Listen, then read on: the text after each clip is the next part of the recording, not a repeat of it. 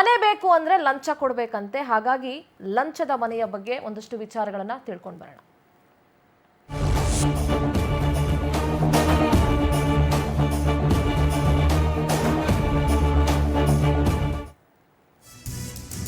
ಲಂಚ ಲಂಚ ಲಂಚ ಲಂಚ ಕೊಟ್ರಷ್ಟೇ ಸಿಗುತ್ತೆ ಮನೆ, ಇಲ್ಲ ಅಂದ್ರೆ ಸಿಗೋದಿಲ್ಲ. ರಾಜೀವ್ ಗಾಂಧಿ ವಸತಿ ಯೋಜನೆಯಲ್ಲಿ ಭಾರಿ ಗೋಲ್ಮಾಲ್ ನಡೀತಾ ಇದೆ. ಸ್ವಪಕ್ಷದ ವಿರುದ್ಧವೇ ಹೊಸ ಬಾಂಬ್ ಒಂದನ್ನು ಸಿಡಿಸಿದ್ದಾರೆ ಕೈ ಶಾಸಕ. ಆಳಂದ ಶಾಸಕ ಬಿಆರ್ ಪಾಟೀಲ್ ಭ್ರಷ್ಟಾಚಾರದ ಬಾಂಬ್ ಸಿಡಿಸಿದ್ದಾರೆ. ರಾಜ್ಯ ರಾಜಕೀಯದಲ್ಲಿ ಸಂಚಲನ ಸೃಷ್ಟಿಸಿದೆ ಈ ಸಂಭಾಷಣೆ. ವಸತಿ ಇಲಾಖೆಯಲ್ಲಿ ಹಣ ಕೊಟ್ರೆ ಮನೆ ಸಿಗುತ್ತೆ ಅನ್ನುವಂಥ ಆರೋಪ ಇದೆ. ಲಂಚ ಕೊಟ್ಟವರಿಗಷ್ಟೇ ಮನೆ ಹಂಚಿಕೆ ಮಾಡ್ತಾರಂತೆ. ರಾಜೀವ್ ಗಾಂಧಿ ವಸತಿ ಯೋಜನೆ ವಿರುದ್ಧ ಗಂಭೀರ ಆರೋಪ ಬಂದಿದೆ.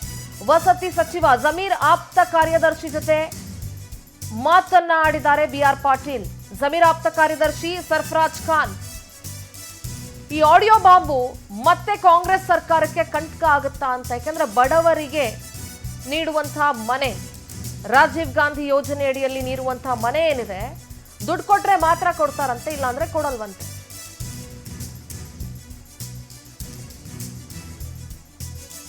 ಕಾಂಗ್ರೆಸ್ನ ಹಿರಿಯ ಶಾಸಕರು ಬಿಆರ್ ಪಾಟೀಲ್ರು ಜಮೀರ್ ಅವರ ಆಪ್ತ ಕಾರ್ಯದರ್ಶಿ ಸರ್ಫರಾಜ್ ಖಾನ್ ಅವರ ಜೊತೆಗೆ ಮಾತನಾಡಿರುವಂತಹ ಒಂದು ಆಡಿಯೋ ಈಗ ಸಿಕ್ಕಾಪಟ್ಟೆ ವೈರಲ್ ಆಗ್ತಾ ಇದೆ. ಆ ಆಡಿಯೋದಲ್ಲಿ ಏನಿದೆ ಕೇಳ್ಕೊಂಡು ಬರೋಣ. जी सरफराज, हाँ साहब आप गलत मत समझो, ताज्जुब की बात है। हाँ राजीव गांधी हाउसिंग कारपोरेशन में जो लोग जाके पैसा देते हैं उनको घर मिला है। सब तो ये हम लास्ट टाइम MLA आप लोग- बोले थे। सुनिए साहब, सुनिए, एक रिक्वेस्ट है ये हो रहा है क्या, धंधा हो रहा है क्या? साहब, राजीव गांधी ऐसा है साहब, आप ऐसा है तो दीजिए। मैं लास्ट टाइम आपको बताया नहीं, action will take action sir immediately. We have not done like that sir. I mean if they have done like that we will send them behind bar sir. भाई मैं बोल रहा हूं, सर, क्योंकि मैं सर, अपने जो सरकार भी को सर- ऊपर नहीं सर नहीं सर मैं इल्जाम कैसे लगाता हूँ? नहीं मेरा सर। में जो तजुर्बा आया है, नहीं सर, जो बिल्कुल पैसा सर। दिए उसको घर मिला है। नहीं सर, ऐसा हो ही नहीं सकता सर, क्योंकि घर ही नहीं है तो देंगे कहाँ से सर? अब कितने घर दिए अब? सर हम लोगों को लास्ट ईयर में जो सर कुछ 10 या 12,000 घर जब लास्ट टाइम दिए थे सर, जो एमएलए से मिनिस्टर साहब ने जो रिक्वेस्ट किया, this is 2 years back when the new government came into power sir.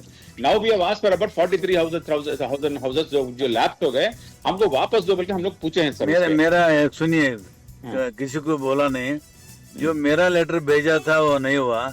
वही लेटर ग्राम पंचायत के चेयरमैन मेरे पास से लेके गए, वो पैसा दे के लेके आए घर में। कौन सा- सर, अब कौन सा हमारी दीजिए सर, इज्जत क्या रहेगा? हेलो जी सरफराज, हाँ साहब आप गलत मत समझो, ताज्जुब की बात है।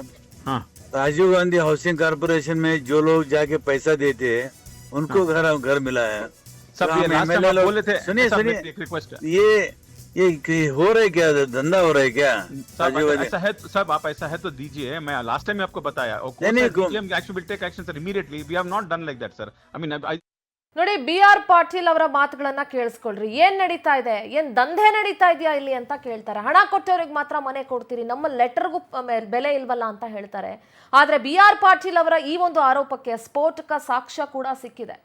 ಸಾಕ್ಷಿ ಇಲ್ಲದೆ ಬೆಂಕಿ ಇಲ್ಲದೆ ಹೊಗೆ ಆಡಲ್ಲ ಅಂತ ಹೇಳ್ತಾರಲ್ಲ, ಅದೇ ರೀತಿ ಬಿಆರ್ ಪಾಟೀಲ್ರ ಆರೋಪಕ್ಕೆ ಸ್ಫೋಟಕ ಸಾಕ್ಷ್ಯ ಸಿಕ್ಕಿದೆ.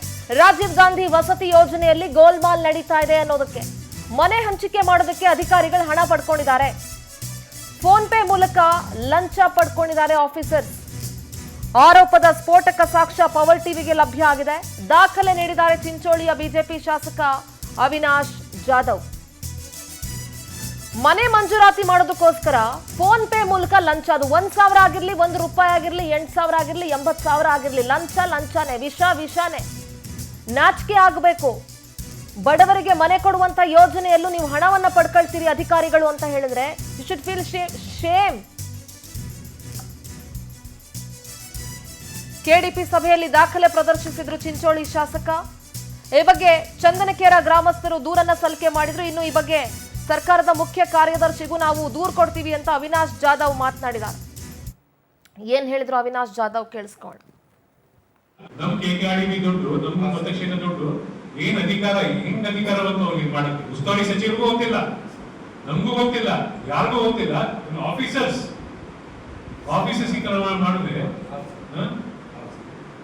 ಯಾರು ಆನ್ಸರ್ ಇವಾಗ ಅವ್ರು ಹೋದ್ರು ಎಲ್ಲಿಗ ಆಫೀಸರ್ ಯಾರು ಇಲ್ಲೇ ಇದ್ದಾರೆ ಸರ್. ಅವ್ರ ಬಗ್ಗೆ ನಮ್ ಕೇಳ್ತಾರೆ ಇವಾಗ ನಿಮ್ ಕೇಳ್ತಾರೆ ಇವಾಗ will be answerable and will be answerable. ಅವ್ರು ಮುಗಿತು ಅವ್ನು ಕ್ಯಾನ್ಸಲ್ ಅವ್ನು ಹೋದ ದುಡ್ಡು ಮಾಡ್ಕೊಂಡು ಹೋದ ಏನೇನ್ ದುಡ್ಡು ಮಾಡಿದ ನಮಗೂ ಗೊತ್ತಿಲ್ಲ. ಅದು ಎಲ್ಲ ದುಡ್ಡು ಎಲ್ಲ ಹೋಗಿದೆ ಎಲ್ಲಿ ಟ್ರಾನ್ಸ್ಫರ್ ಆಯ್ತು ಸರ್ ಅದು ಡೀಟೇಲ್ಸ್ ಏನು ಕೊಟ್ಟಿಲ್ಲ ಸರ್. ಅದಕ್ಕೆ ನಾನೇ ಇಂಟರ್ವ್ಯೂ ಬರ್ತಿದ್ದೀನಿ ಸರ್. ರಿಸರ್ವ್ ಕಾನ್ಸ್ಟಿಟ್ಯೂನ್ಸಿ ನಂಜುಡುಪ್ಪವಲ್ಲಿಯಲ್ಲಿ 29th ಪ್ಲೇಸ್ ಲಾಸ್ಟ್ ಬರ್ ಪ್ಲೇಸ್ ಚಿಂಚೋಳಿ ಇದ್ದು ದುಡ್ಡು ವಿತೌಟ್ ಮಿನಿಸ್ಟರ್ ಗಮನ ಯಾರು ಗಮನ ಇಲ್ಲದೆ ಡೈವರ್ಟ್ ಮಾಡಿ. ಸೊ ಇದು ನೀವು ಇದನ್ನ ರಾಜಕೀಯ ಮಾಡ್ತಾ ಇಲ್ಲ, ರಾಜಕೀಯ ಮಾಡ್ಬೋದಾಗಿತ್ತು. ಉಸ್ತುವಾರಿ ಸಚಿವರು ಏನ್ ಮಾಡ್ತೀವಿ ಅದು ಮಾಡ್ತೀವಿ, ನಮ್ಗೆ ಬೇಕಾಗಿಲ್ಲ. ನಮ್ ಡೆವಲಪ್ಮೆಂಟ್ ಬೇಕು. ಗೋಟೂರು ಬರೀ ನಮ್ ಕಾರ್ಗಿ ಎಸ್ಟೇಟ್ ಕಾನ್ಸ್ಟಿಟ್ಯೂನ್ಸಿ ಸರ್, ಗಣಸೂರು ಬರುತ್ತೆ, ಅಶೋಕ್ ನಗರ ಬರುತ್ತೆ, ಚಿತ್ತಾಪುರ ಪ್ರತ್ಯಕ್ಷ ಅದು ನಾವು ಗೋಟೂರಲ್ಲಿ ಅಂತ ಅಲ್ಲಿ ಮಾಡಿದೀವಿ. ಡೆವಲಪ್ಮೆಂಟ್ ಓವರ್ ಆಲ್ ಡೆವಲಪ್ಮೆಂಟ್ ಆಗ್ಬೇಕು ಅಂತ. ಇದು ರಾಜಕೀಯ ಮಾಡೋ ಟೈಮ್ ಅಲ್ಲ, ಡೆವಲಪ್ಮೆಂಟ್ ಆಗ್ಬೇಕು, ಸ್ಟ್ರಿಕ್ಟ್ಲಿ ಪರ್ಸ್ಯೂಟ್ ಮಾಡ್ಬೇಕು. ನಾವು ಹೇಳ್ತೀವಿ ಹೋಗ್ತಾ ಇದೀವಿ, ಅವ್ರು ಹೇಳ್ತೀವಿ, MDO ಹೇಳ್ತೀವಿ, ಚೀಫ್ ಸೆಕ್ರೆಟರಿ ಲೆಟರ್ ಬರೀತೀವಿ. ಸರ್ ಈಗ ತಾವು ಲೆಟರ್ ಕೊಡಕ್ಕಿಂತ ಮೊದಲು ನಾನು 2 ಸಲ ರಿಮೈಂಡರ್ ಮಾಡಿದ್ದೀನಿ ಸರ್. ಇದು ಆಗಿಲ್ಲ. ಅದಕ್ಕೆ ನೀವು ಇದ್ರ ಬಗ್ಗೆ ಬಹಳ ಗಂಭೀರವಾಗಿ ಚರ್ಚೆ ಮಾಡಬೇಕಾಗಿದೆ. ಯಾಕೆಂದ್ರೆ ಕಾಂಗ್ರೆಸ್ ಸರ್ಕಾರ ಅಧಿಕಾರಕ್ಕೆ ಬಂದಾಗ್ಲಿಂದಲೂ ಕೂಡ ಸಾಲು ಸಾಲು ಈ ತರ ಹಗರಣಗಳು, ಇದು ಭ್ರಷ್ಟಾಚಾರದ ಆರೋಪಗಳು ಕೇಳಿ ಬರ್ತಾನೆ ಇದೆ. ನಮ್ಮ ಜೊತೆಗೆ ಚರ್ಚೆಯಲ್ಲಿ ಬಿಜೆಪಿ ವಕ್ತಾರರು ಮಹೇಶ್ ಅವರಿದ್ದಾರೆ. MG ಮಹೇಶ್ ಜಿ ನಮಸ್ತೆ, ಕಾರ್ಯಕ್ರಮಕ್ಕೆ ಸ್ವಾಗತ. ನಮಸ್ಕಾರ. ನಮಸ್ತೆ. ಇನ್ನು ಕಾಂಗ್ರೆಸ್ ವಕ್ತಾರರು ರಘು ದೊಡ್ಡೇರಿ ಅವರಿದ್ದಾರೆ. ರಘುಜಿ ನಮಸ್ತೆ, ಕಾರ್ಯಕ್ರಮಕ್ಕೆ ಸ್ವಾಗತ. ನಮಸ್ಕಾರ ಸಿಂಧೂರ. ನಮಸ್ತೆ. ಮೊದಲಿಗೆ ನಾನು ಕಾಂಗ್ರೆಸ್ ವಕ್ತಾರ ಹತ್ರನೇ ಮಾತನಾಡ್ತೀನಿ. ಏನ್ ನಡೀತಾ ಇದೆ ನಿಮ್ಮ ಕಾಂಗ್ರೆಸ್ ಸರ್ಕಾರದಲ್ಲಿ ರಘುಜಿ? ನಿಮ್ಮ ಸ್ವಪಕ್ಷದ ಶಾಸಕರೇ, ಅದು ಹಿರಿಯ ಶಾಸಕರು ಇಂಥ ಆರೋಪ ಮಾಡ್ತಾರೆ ಅಂತ ಹೇಳಿದ್ರೆ ಆರೋಪ ಸುಳ್ಳು. ಒಂದು, ನೀವು ಆರೋಪ ಸುಳ್ಳು ಅಂತ ಹೇಳಬೇಕು, ಇಲ್ಲ BR ಪಾಟೀಲ್ ತಲೆ ಕೆಟ್ಟಿದೆ ಅಂತ ಹೇಳಬೇಕು. ಎರಡರಲ್ಲಿ ಯಾವ್ದು ಒಪ್ಕೊಳ್ತೀರಿ? ಓಕೆ ನೋಡಿ ಸಿಂಧೂರ, ಮೊದಲನೇದಾಗಿ BR ಪಾಟೀಲ್ ಅವರು ಯಾವ ಇದರಲ್ಲಿ ಹೇಳಿದ್ದಾರೆ, ಯಾವ ಆಸ್ಪೆಕ್ಟ್ಸ್ ಅಲ್ಲಿ ಹೇಳಿದ್ದಾರೆ, ಯಾವ ಇದ್ರಲ್ಲಿ ಹೇಳಿದ್ದಾರೆ ಅಂತ ಗೊತ್ತಿಲ್ಲ. ಅವರನ್ನೇ ಸ್ಟೇಟ್ಮೆಂಟ್ ಅವರೇ ಕೊಡಬೇಕು. ಯಾಕೆ ಅಂತಂದ್ರೆ ಇವರು ಅಧಿಕೃತವಾದಂತ ಅವರು ಅದನ್ನು ಕಾನ್ವರ್ಸೇಷನ್ ಆಫೀಸರು, ಆ ಕಾನ್ವರ್ಸೇಷನ್ ಕ್ಲಿಯರ್ ಆಗಿ ಹೇಳಿದ್ದಾರೆ ಆಫೀಸರು, ನೀವು ದಯವಿಟ್ಟು ಮಾಹಿತಿಯನ್ನ ಕೊಡಿ, ನಾವು ಅವರನ್ನ ಜೈಲಿಗೆ ಹಾಕ್ತಿವಿ. ಇನ್ನೊಂದ್ಸರಿ ಹೇಳ್ತಾರೆ ಅವ್ರನ್ನ ಹ್ಯಾಂಗ್ ಮಾಡ್ತೀವಿ ಅಂತ ಹೇಳಿ ಅಷ್ಟು ಸ್ಟ್ರಾಂಗ್ ಆಗಿ ಹೇಳ್ತಾರೆ ಅಂತಂದ್ರೆ ಅದ್ರಲ್ಲಿ ಎವಿಡೆನ್ಸ್ ಏನಾದ್ರು ಇದ್ರೆ ಕೊಡ್ಲೇಬೇಕು, ಅದನ್ನ ಆಕ್ಷನ್ ತೆಗೆದುಕೊಳ್ತೀವಿ. ನನಗ ಅದು ಮೊದಲನೇದು. ಸೊ ಎರಡನೇದೇನು ಅಂತ ಹೇಳಿದ್ರೆ, ಈಗ BR ಪಾಟೀಲ್ ಅವ್ರಿಗೆ ಹೇಳ್ತಾ ಇರ್ತಕ್ಕಂಥ 2 ವಿಚಾರ ಇದೆ. ಒಂದೇನ್ ಹೇಳ್ತಾರೆ, ಇದು ಅವ್ರು ತುಂಬಾ ಹಿರಿಯರಿದ್ದಾರೆ, ಮತ್ತೆ ನಮ್ಮ ಪಕ್ಷದ ಹಿರಿಯ ಶಾಸಕರು. ಇದಕ್ ಮೊದಲು ಅವರು BRS ಅನ್ನ ಬಿಜೆಪಿಯ ಯಡಿಯೂರಪ್ಪನವರ ಬಣದಲ್ಲಿ ಗುರುತಿಸ್ಕೊಂಡು KJP ಇಂದ ಗೆದ್ದ 2013ರಿಂದ 18ರಲ್ಲಿ ಗೆದ್ದಿದ್ರು. ಅದಾದ್ಮೇಲೆ 18ರಲ್ಲಿ ನಮ್ಮ ಪಕ್ಷಕ್ಕೆ ಬಂದು ನಮ್ಮ ಪಕ್ಷದ ಸೋತಿದ್ರು, 23ರಲ್ಲಿ ಗೆದ್ದಿದ್ದಾರೆ. ಅದ್ ಬೇರೆ ವಿಚಾರ.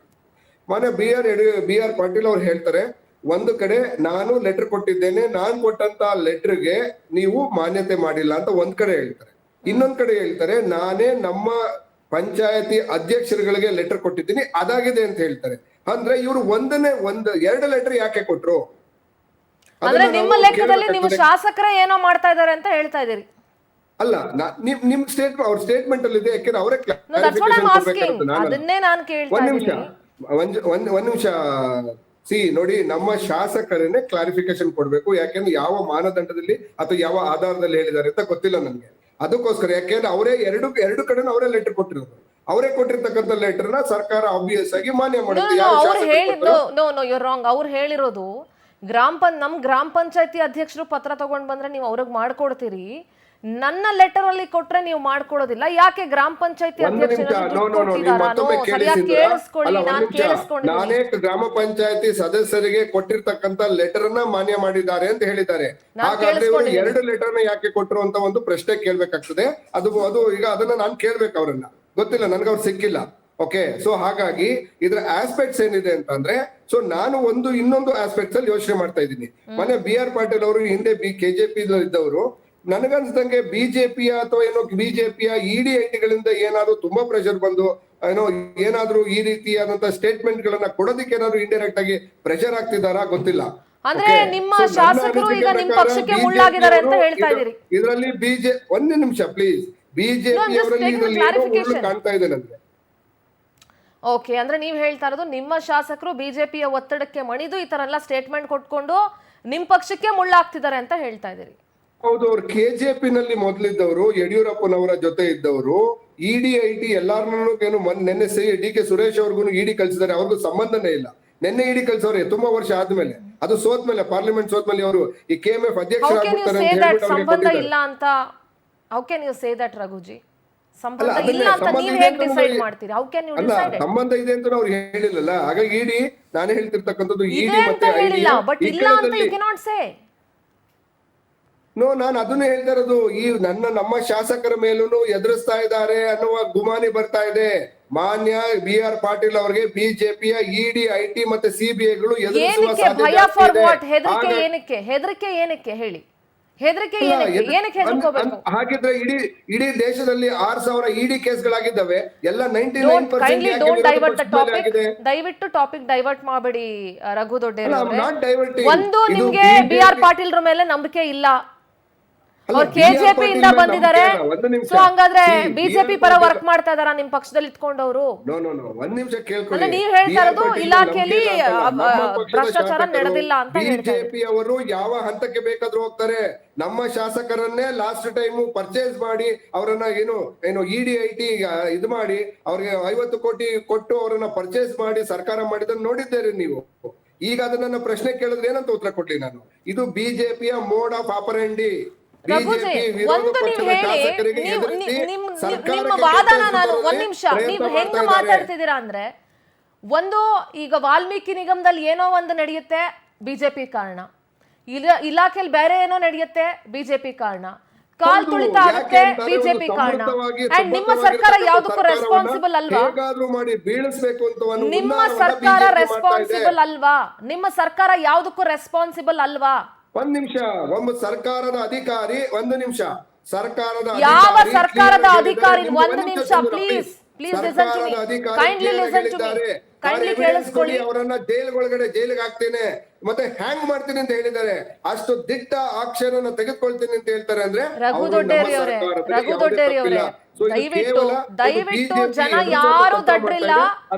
ಯಾವ ಅಧಿಕಾರಿನೂ ಹೌದ್ ಸರ್ ನಾವು ಲಂಚ ತಗೊಂಡ್ ಕೆಲಸ ಮಾಡ್ತಿದೀವಿ ಅಂತ ಯಾವ ಅಧಿಕಾರಿನೂ ಹೇಳಲ್ಲ. ಪ್ಲೀಸ್ ಕೈಂಡ್ಲಿ, ಯಾವ ಅಧಿಕಾರಿನೂ ಹೇಳಲ್ಲ. ಯಾವ ಅಧಿಕಾರಿನೂ ಹೌದು ನಮ್ಮ ಇಲಾಖೆಯಲ್ಲಿ ಭ್ರಷ್ಟಾಚಾರ ನಡೀತಾ ಇದೆ ಅಂದ್ರೆ ನೋಬಡಿ ವಿಲ್ ಅಗ್ರಿ.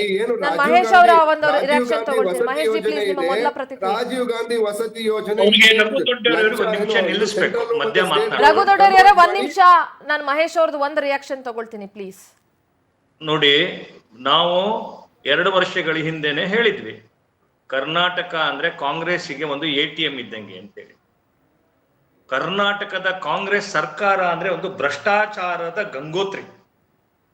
ಯಾರು ಈ ಸರ್ಫರಾಜ್ ಖಾನ್ ಮತ್ತೆ ಜಮೀರ್ ಅಹಮದ್ ಇದಾರಲ್ಲ, ಇವರು ವಸೂಲಿ ಗಿರಾಕಿಗಳು. ಇವರು ಹಣವನ್ನ ವಸೂಲಿ ಮಾಡಿ ಹೈಕಮಾಂಡ್ಗೆ ಕೊಡೋ ಅಂತ ಏಜೆಂಟ್ಗಳು ಇವರೆಲ್ಲ. ಇಂಥ ಏಜೆಂಟ್ಗಳು ಹಿಡ್ಕೊಂಡು ಸರ್ಕಾರ ನಡೀತಾ ಇದೆ. ಸರ್ಕಾರ ಬಡವರ ರಕ್ತವನ್ನ ಹೀರ್ತಾ ಇದೆ. ಕಾಂಗ್ರೆಸ್ ಶಾಸಕರೇ ಲಂಚ ಕೊಟ್ಟು ಸರ್ಕಾರದಲ್ಲಿ ಕೆಲಸ ಮಾಡಿಸ್ಕೊಳ್ಳುವಂತ ವಾತಾವರಣವನ್ನ ಈ ರಾಜ್ಯದಲ್ಲಿ ಸೃಷ್ಟಿ ಮಾಡಿದ್ದಾರೆ. ನೀವು ಬಸವರಾಜ ರಾಯರೆಡ್ಡಿ ಅವರ ಮಾತು ತೆಗೆದುಕೊಳ್ಳಿ, ಇವತ್ತಿನ BR ಪಾಟೀಲ್ ಅವರ ಮಾತನ್ನು ತೆಗೆದುಕೊಳ್ಳಿ. ಹೀಗೆ ಅನೇಕ ಶಾಸಕರುಗಳು ಅವರು ತಮ್ಮ ಅಸಹಾಯಕತೆಯನ್ನ ಬೇರೆ ಬೇರೆ ರೂಪದಲ್ಲಿ ವ್ಯಕ್ತ ಮಾಡ್ತಾರೆ. ಈ ಸರ್ಕಾರದ ಒಳಗಡೆ ಕಾಂಗ್ರೆಸ್ ಶಾಸಕರು ನಮ್ಮ ಹತ್ರ ಹೇಳ್ತಿರ್ತಕ್ಕಂಥದ್ದು, ಇಷ್ಟ ಕೆಟ್ಟ ಸರ್ಕಾರ ಬಹುಶಃ ಭಾರತದಲ್ಲಿ ಯಾವತ್ತೂ ಇರಲಿಲ್ಲ, ಯಾವ ಸರ್ಕಾರವೂ ಇರಲಿಲ್ಲ ಅಂತ. ಶಾಸಕರಿಗೆ ಈಗ ನೋಡಿ, BR ಪಾಟೀಲ್ರು ಅವ್ರ MLA, ಅವರ ಬೆಂಬಲದಿಂದ ಈ ಸರ್ಕಾರ ನಡೀತಾ ಇದೆ. ಆದ್ರೆ ಅವ್ರು ಆರೋಪ ಮಾಡಿದ ಕೂಡಲೇ BR ಪಾಟೀಲ್ ನಮ್ಮವರಲ್ಲ ಅಂತ ಹೇಳ್ತಾರೆ. ಎಂತ ಒಂದು ಕೆಟ್ಟ ರಾಜಕೀಯ ಪರಂಪರೆಗೆ ಕಾಂಗ್ರೆಸ್ ನಾಂದಿ ಹಾಡ್ತಾ ಇದೆ ಅಂದ್ರೆ, ಅವ್ರ ಪಾರ್ಟಿ MLA ಹೇಳ್ತಿದ್ದಾರೆ ನಮ್ಮ ಸರ್ಕಾರದಲ್ಲಿ ಲಂಚ ನಡೀತಾ ಇದೆ, ದುಡ್ಡು ಕೊಟ್ಟವರಿಗೆ ಬಡವರು ಮನೆ ಕೊಡ್ತಿದ್ದಾರೆ. ಆ ಸರ್ಫರಾಜ್ ಖಾನ್ ಅಂತ ಹೇಳ್ತಾರಲ್ಲ, ಅವರ ಬರೀ ಒಂದು JCB ತಗೊಂಡೋಗಿ ಅಗಿಬೇಕು, ಅಷ್ಟು ವ್ಯಾಪಕ ಭ್ರಷ್ಟಾಚಾರ. ಅಂತ ಒಬ್ಬ ಏಜೆಂಟ್ ಅನ್ನ ಹಿಡ್ಕೊಂಡು ಜಮೀರ್ ಅಹಮದ್, ಇವರೆಲ್ಲ ಏಜೆಂಟ್ಗಳು, ಇವರೆಲ್ಲ ನಕಲಿ ದಾಖಲೆ ಹಿಡ್ಕೊಂಡು ಬಸ್ಗಳನ್ನ ಓಡಿಸ್ತಾ ಇರ್ತಕ್ಕಂತ ಒಬ್ಬ ವ್ಯಕ್ತಿಗಳು ಇವರೆಲ್ಲ. ಇವರನ್ನ ಮಂತ್ರಿ ಮಾಡಿದ್ದಾರೆ ಮುಸಲ್ಮಾನರು ಅನ್ನೋ ಕಾರಣಕ್ಕೋಸ್ಕರ. ಈ ಮಂತ್ರಿಗಳನ್ನ ಹಿಡ್ಕೊಂಡ್ಬಿಟ್ಟು ಇವರು ವಸೂಲಿ ಮಾಡಿ ಕೇಂದ್ರದ ಹೈಕಮಾಂಡ್ಗೆ ಮೆಚ್ಚಕ್ಕೆ.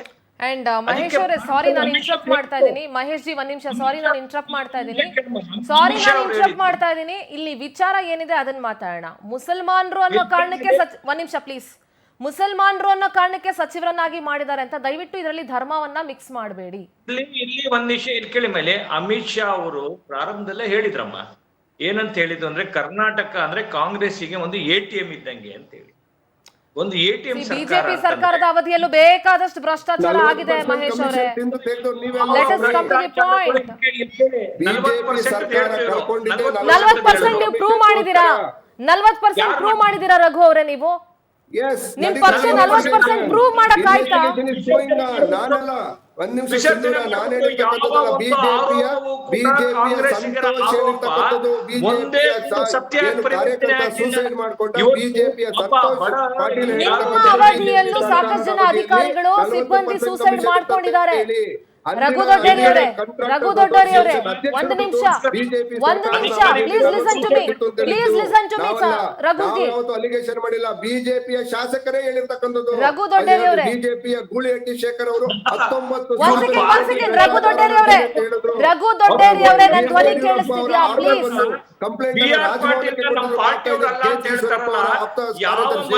ಕಾಂಗ್ರೆಸ್ಸಿಗರದು ರಘು ದೊಡ್ಡೇರಿ ಅವರೇ, ಒಂದು ನಿಮಿಷ ಪ್ಲೀಸ್ ಲಿಸನ್ ಟು ಮೀ. ಒಂದ್ ನಿಮಿಷ ಕೇಳಿಸ್ಕೊಳ್ಳಿ ರಘುಜಿ, ಒಂದ್ ನಿಮಿಷ ಕೇಳಿಸ್ಕೊಳ್ಳಿ. ಇಲ್ಲಿ ನೀವಂದ್ರಿ ಗೂಳಿಹಟ್ಟಿ ಶೇಖರ್ ಆರೋಪ ಮಾಡಿದ್ರು, ಅವ್ರ ಆರೋಪ ಮಾಡಿದ್ರು, ಇವ್ರ ಆರೋಪ ಮಾಡಿದ್ರು ಅಂತ ಹೇಳಿದ್ರಿ. ಸ್ವಲ್ಪ ಒಂದ್ ನಿಮಿಷ, BR ಪಾಟೀಲ್ ಆರೋಪ ಮಾಡ್ತಾ ಇದಾರಲ್ವಾ ಇವಾಗ? Do you agree with that? ಬಿಜೆಪಿಯ ಮಂತ್ರಿ ಇದ್ರು ಆಗ ಯಡಿಯೂರಪ್ಪನವರ ಮೇಲೆ ವಿಜೇಂದ್ರ ಟ್ಯಾಕ್ಸ್ ಅಂತ ಹೇಳಿ ರಾಜಭವನಕ್ಕೆ ಕಂಪ್ಲೇಂಟ್. ಓಕೆ ಆಯ್ತಾ, ನಿಮ್ ಪಾಯಿಂಟ್ ಆಯ್ತಾ? Let kindly answer to me. Goolihatti Shekhar ಆರೋಪ ಮಾಡಿದ್ರು, ಅವ್ರ ಆರೋಪ ಮಾಡಿದ್ರು, ಇವ್ರ ಆರೋಪ ಮಾಡಿದ್ರು ಅಂತ ಹೇಳಿದ್ರಲ್ಲ. ಈಗ ನಿಮ್ಮ ಸ್ವಪಕ್ಷದ ಶಾಸಕರು ಅವ್ರು KJP-ಲಿದ್ರೋ BJP-ಲಿದ್ರೋ ಇನ್ನೊಂದು ಎಲ್ಲೋ ಇದ್ರೋ ಅದು ಬೇಡ, ಇವಾಗ ಅವ್ರು ಕಾಂಗ್ರೆಸ್ ಅಲ್ಲಿ ಇದ್ದಾರೆ, ಅವ್ರು ಆರೋಪ ಮಾಡ್ತಾ ಇದಾರೆ. ಸಿಟ್ಟಿಂಗ್ MLA ಆರೋಪ ಮಾಡ್ತಾ ಇರೋದು, ಹಾಗಾದ್ರೆ ಅದು ಆರೋಪ ಅಲ್ವಾ? ಎಸ್, ನಾನು ಉತ್ತರ ಕೊಡ್ತೇನೆ. ನಿಮ್ ಉತ್ತರ ಪಡ್ಕೊಳ್ತೀನಿ, ಒಂದು ಬ್ರೇಕ್ ತಗೊಂಡು ವಾಪಸ್ ಬರ್ತೀನಿ.